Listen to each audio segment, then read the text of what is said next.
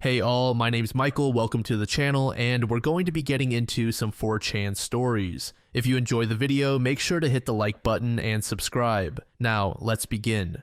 Be me, 24, male, full-time graphic designer for small businesses. Pretty decent setup, work from home, hit the gym 4 times a week, play Valorant till 2 a.m. Actually go outside sometimes, revolutionary concept, I know. Been with this girl Maya for about 18 months now, met through college friends at some house party. She was the quiet artsy type, into vintage film photography, made killer French toast, loved rainy afternoons. We'd spend weekends thrifting for old cameras and making elaborate breakfast spreads. Life was genuinely good, no drama, just vibes. Then Instagram Reels happened to her like a curse. Starts innocently enough, posting her film photos with aesthetic captions, then moves to coffee shop study sessions and vintage outfit grids. First few posts get maybe 200 likes. She's suddenly checking insights like a day trader. Starts filming literally everything with this ring light she bought on Amazon. Morning skincare routine, walk to the mailbox, organizing her bookshelf by color. Talks to her phone like she's hosting a morning show.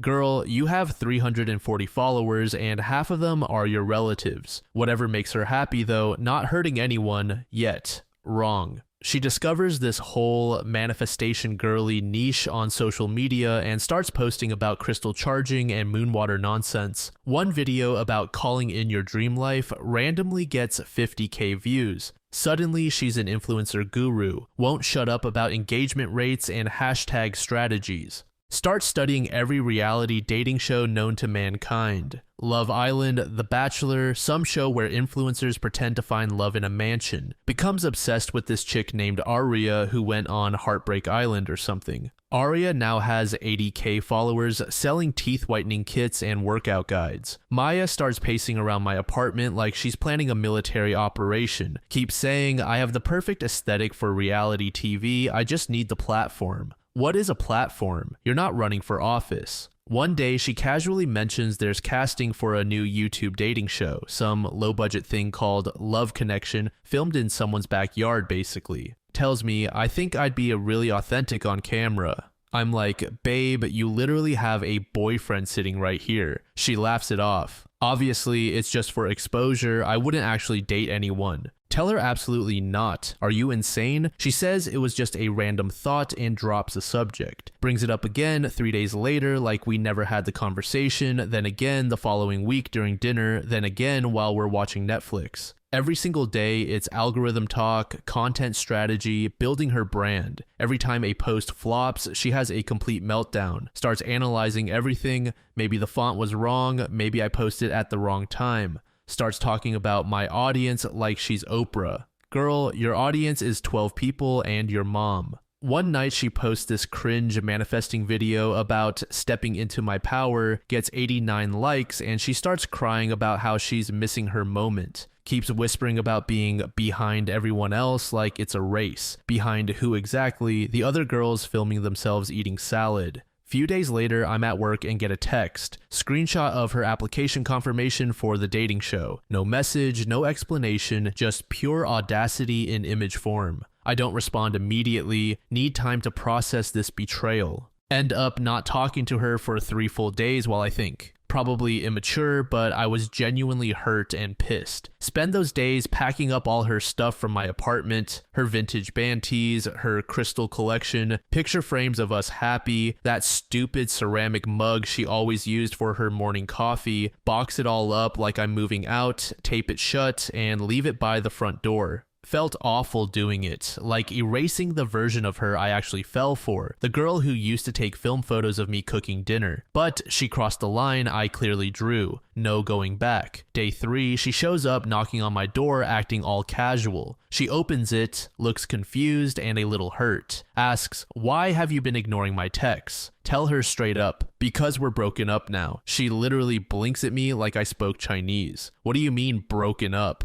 Point to the box of her stuff sitting right there. I told you if you applied to that show, we were done. You applied, so we're done. She stares at me like I just told her Santa isn't real. Starts this whole speech about how it was just an application, how she didn't think I was being serious about the ultimatum, tries to negotiate like we're buying a used car. What if I go but tell them about you in confessionals? What does that even accomplish? You're still flirting on camera. Realize she's not here to apologize. She's here to find a loophole. Wants to keep me as her safety net while chasing internet fame. That's when I know I made the right choice. She's already gone. Conversation drags on for like 2 hours on my doorstep, goes in circles. She promises to withdraw, then mentions the show again. Both end up crying because this actually hurts. But I'm done with whatever she's become. This isn't the Maya I knew. 4 months later, she still didn't get cast on anything. Keeps posting these fake happy, living my best single life videos, still getting under 500 views. Comments are mostly her friends. Then posts this dramatic breakup story video that actually goes viral. Suddenly, she's the poster child for toxic ex-boyfriends apparently.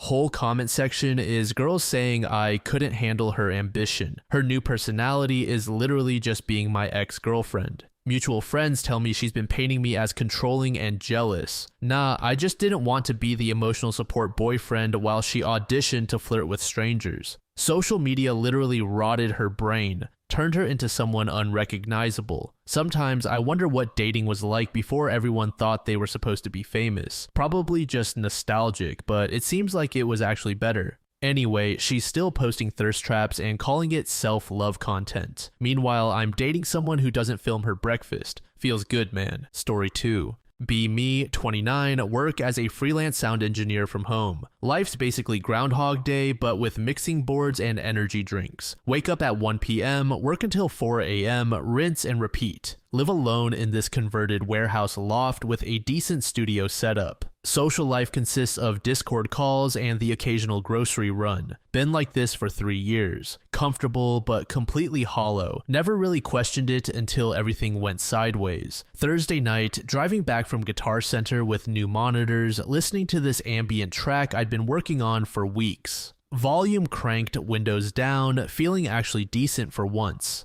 Approaching this intersection I've driven through 1,000 times, some asshole in a lifted pickup blows through his stop sign and slams into my driver's side going at least 50. World turns into a kaleidoscope of spinning metal and broken glass. Car flips twice, lands upside down in a drainage ditch. Last coherent thought is wondering if I'll ever finish that track. Blackout to the sound of my own blood dripping onto the ceiling. Wake up 4 days later feeling like I've been put through a blender. Bright fluorescent lights stabbing into my skull like ice picks. Mouth tastes like copper pennies and antiseptic. Try to move, immediately realize something is very wrong. Left side of my body feels completely disconnected. Right leg is elevated in some medieval torture device. Machines beeping everywhere, tubes coming out of places they shouldn't. Doctor comes in looking like he hasn't slept in weeks. Explains I've got a fractured vertebra, crushed pelvis, traumatic brain injury, also ruptured my spleen and had to have emergency surgery. Casually mentions I was clinically dead for 2 minutes, just drops that bomb and moves on to discussing recovery timelines. Tells me I'm lucky to be alive, which doesn't feel lucky at all. Next morning, this woman storms in like she owns the place. Tall, athletic, red hair in a messy bun, intense green eyes. Introduces herself as Zoe, head of rehabilitation. No small talk, no bedside manner, just straight facts.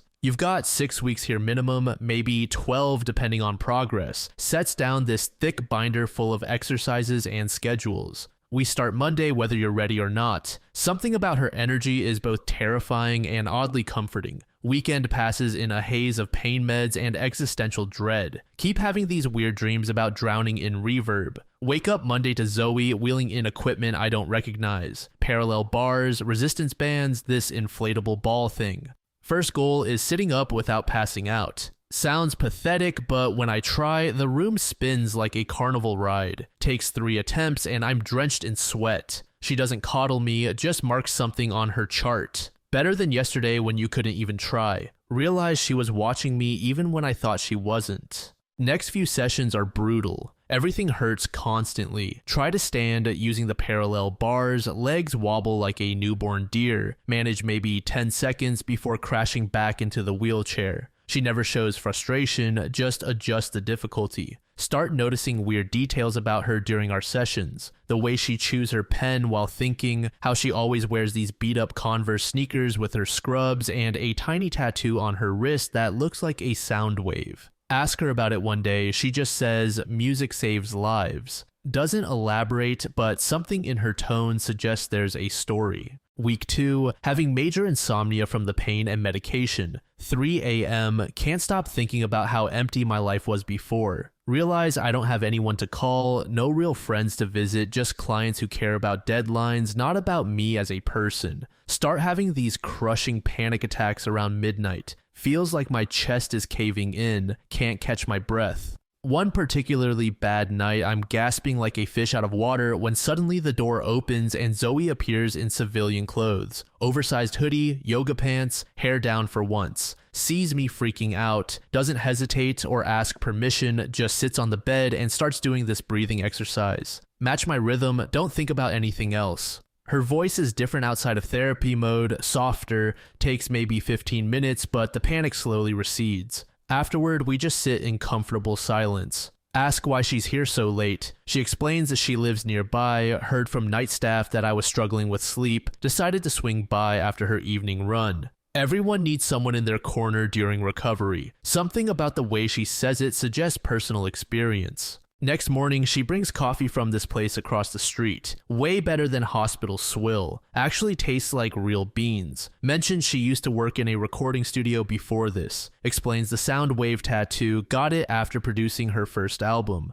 Band broke up, dream fell apart, ended up in healthcare instead. Sometimes life takes you where you need to be, not where you planned. Start sharing stories about my work, the artists I've recorded. Turns out we have similar taste in music. Both love experimental stuff. She pulls out her phone, plays me this ambient track she made. It's actually incredible. Layered and complex, but somehow peaceful. Realize she's way more talented than she lets on. Week 3, finally walking short distances with a walker, slow as molasses, but actual forward momentum. She starts bringing her laptop, shows me music production software, different from what I use, but the principles are similar. We spend sessions working on strengthening exercises, then cool down by messing around with synthesizers and samples. She's created this whole library of field recordings, rain on different surfaces, wind through various trees. Says she finds recording the world helps her stay present. Start looking forward to our sessions for reasons beyond recovery. Her laugh when I accidentally trigger some ridiculous sound effect. The way she gets excited explaining compression ratios and EQ curves. How she unconsciously taps complex rhythms while we work.